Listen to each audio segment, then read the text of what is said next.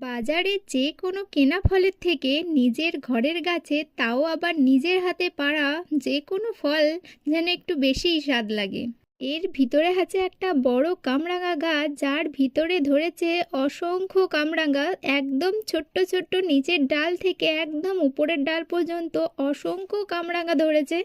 তার মধ্যে কিছু কিছু আবার পাখিতে পিঁপড়েতে খেয়ে নিয়েছে, আবার কিছু কিছু একদম হলুদ হয়ে পেকেছে। মোটামুটি এক পেতের মতো পেরে নেওয়া হয়ে গেছে। আর এইগুলো এখনও আছে, এগুলো এখন একটু কাঁচা, পাকা হলে আবার পাড়া হবে। এই কামরাঙা, আম, পেয়ারা এগুলো যদি কেউ নিয়ে নেয় অতটা মন খারাপ হয় না, কিন্তু আমাদের একটা বড় কলার কাঁদি কে পেরে নিয়ে চলে গেছে। বেশ অনেক বড় ছিল কলার কাঁদিটা। আমি বেশ কিছু কামরাঙা নিয়েছি খাবো বলে। এগুলো এমনিতে খুবই মিষ্টি, এরকম নুন চিনি মাখাতে হয় না, কিন্তু তাও মনে হলো আজকে একটু মাখাই।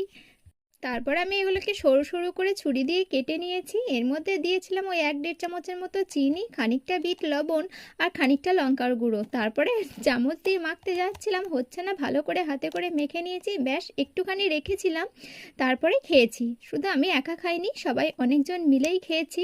এই কামরাঙাগুলো দিয়ে শুধু মাখা নয়, অনেক কিছুই করে খাওয়া যায়। চাটনি করে খাওয়া যায়, আচার করে রাখা যায়। আমার ওই স্বাদ অত ভালো লাগে না, আমার মাখা করে খেতেই বেশ ভালো লাগে। বর্ষাকালের দিনে ওই জঙ্গলের ভিতরে ঢুকে আমার হাতে পায়ে পুরো মশা খেয়েছে, তার মধ্যে ছিল একটা বড় বোলতার চাক। এগুলো মাখতে না মাখতেই শেষ। সবাই ভালো থেকো, সুস্থ থেকো, সাবধানে থেকো।